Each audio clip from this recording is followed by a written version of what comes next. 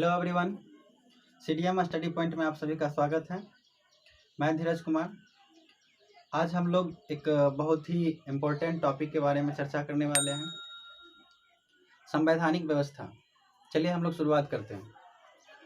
हमारे देश को चलाने के लिए संविधान का निर्माण किया गया है, जिसे 1950 में लागू किया गया था।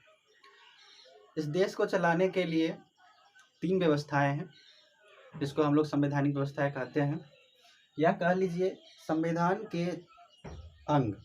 संविधान के 3 प्रमुख अंग होते हैं। पहला हमारा विधायिका है, दूसरा कार्यपालिका और तीसरा हमारा न्यायपालिका। विधायिका नाम से स्पष्ट है। विधि का अर्थ होता है कानून।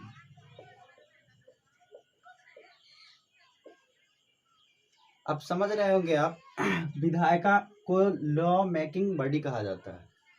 मतलब कानून बनाना, कानून में संशोधन करना और कानून को हटाना, ये सारा काम विधायिका के अंतर्गत होता है। उसके बाद हमारा आता है कार्यपालिका, जिसको एग्जीक्यूटिव भी कहा जाता है।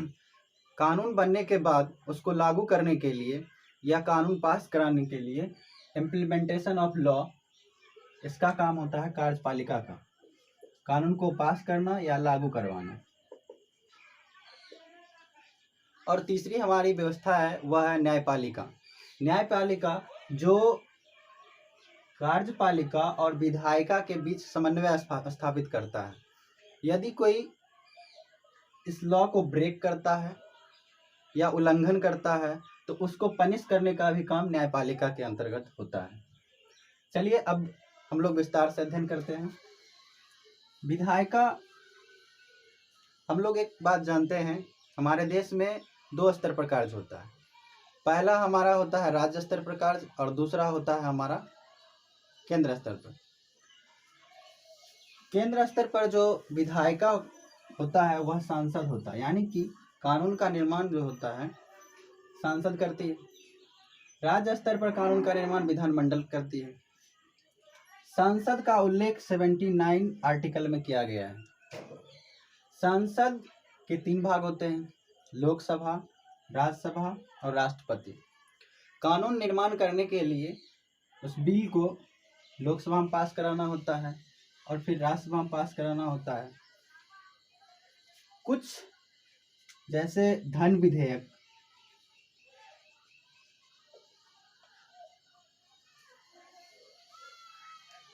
जो सिर्फ लोकसभा में पेश किए जाते हैं, राज्यसभा में नहीं किया जाते हैं।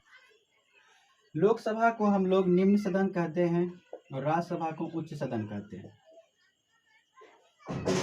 उसी प्रकार राज्य में विधि का निर्माण करने के लिए विधानमंडल बनाया गया है। इसमें भी विधानसभा और विधान परिषद होते हैं। विधानमंडल सभी राज्य में पाए जाते हैं, जबकि विधान परिषद सभी राज्यों में नहीं है। यह केवल 7 राज्यों में है। अब चलते हैं हम लोग कार्यपालिका की ओर।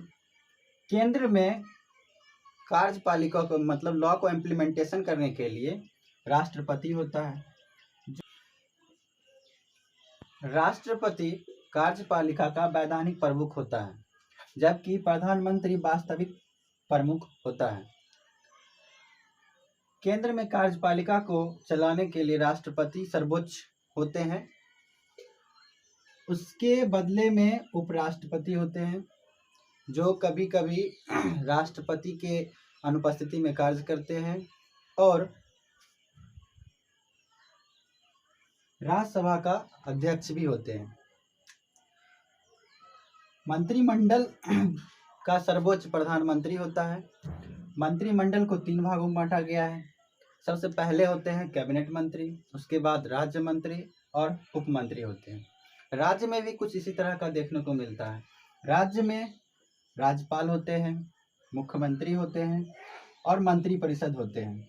जिस तरह से केंद्र में मंत्रिमंडल का गठन होता है मंत्री परिषद का, उसी प्रकार राज्य में भी मंत्री परिषद का गठन होता है। इसमें भी कैबिनेट मंत्री होते हैं और उप मंत्री होते हैं। न्यायपालिका की ओर चलते हैं। केंद्र में न्यायपालिका सुप्रीम कोर्ट और राज्य में हाई कोर्ट होते हैं। राज्य के जितने भी डिस्ट्रिक्ट्स हैं उसमें सिविल कोर्ट होते हैं। फ्रेंड्स, हम अगली वीडियो में इसी क्रम से अध्ययन करेंगे।